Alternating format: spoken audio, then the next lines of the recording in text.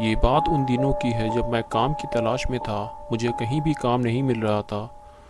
फिर मुझे एक पिज़्ज़ा शॉप में पिज़्ज़ा डिलीवर करने का काम मिल गया।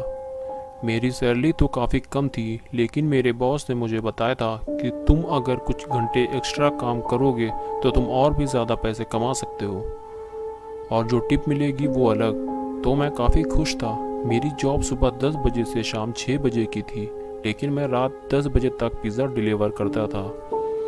एक रोज़ जब मैं घर जाने वाला था, मेरे बॉस ने मुझे बुलाया और मुझसे कहा कि क्या तुम 2 घंटे और काम करना चाहोगे, क्योंकि रात में 12 बजे तक पिज़्ज़ा डिलीवरी के ऑर्डर आते रहते हैं। तुम थोड़ा और पैसा कमा सकते हो। तो मैंने हाँ कर दिया। फिर बॉस ने मुझे बताया कि 2 पिज़्ज़ा तुम्हें डिलीवर करने हैं। फिर मुझे उसका एड्रेस भी बता दिया।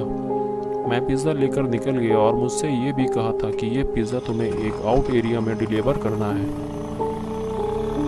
एक बार तो मैंने सोचा कि अपने दोस्त बुल्ली को भी अपने साथ ले जाऊं, लेकिन मुझे इसके लिए उसके घर जाना पड़ता, जिससे मेरा टाइम ख़राब होता, क्योंकि पिज़्ज़ा मुझे टाइम पर डिलीवर करना होता है। तो मैं अकेला ही निकल गया।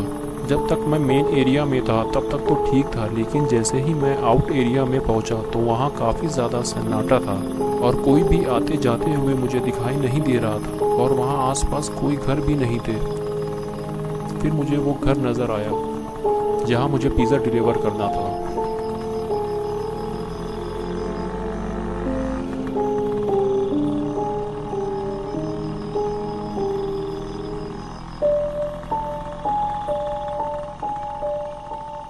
वहां पहुंचकर मैंने स्कूटर रोका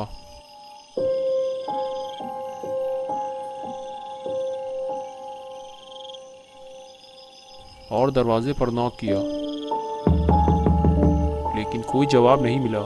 फिर मैंने और कई बार दरवाजे पर नॉक किया, लेकिन किसी ने भी दरवाज़ा नहीं खोला। मुझे लगा कि किसी ने हमें परेशान किया है। मुझे अब वापस चले जाना चाहिए, लेकिन तभी मुझे कुछ ऐसा दिखा जो मैंने पहले कभी नहीं देखा था। रात को इतने वीरान जगह पे मैंने एक साए को देखा, जो दिखने में तो किसी इंसान की तरह लग रहा था, और वो उल्टा खड़ा था।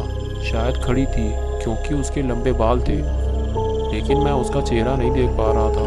मैं उसे साफ नहीं देख पा रहा था, इसलिए मैंने आगे बढ़कर उसके पास जाने का फैसला किया। मैं उसके पास जा पाता उससे पहले ही उस साए ने अजीब हरकतें शुरू कर दी। कभी वो बड़ा हो जाता, और कभी छोटा, और कभी वो गायब हो जाता।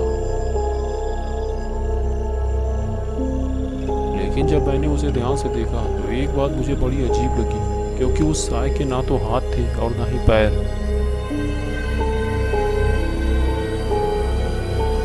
मैं बस उसे देखे ही जा रहा था कि अचानक वो मेरी तरफ पलटी।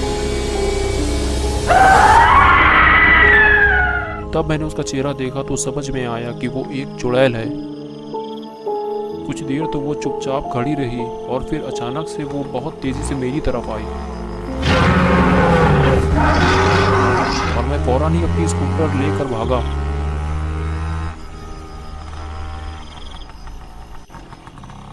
मैंने उसे कई बार पीछे पलट के भी देखा, लेकिन वो मुझे दिखाई नहीं दी, और फिर कभी भी मैंने पिज़्ज़ा डिलीवर नहीं किया।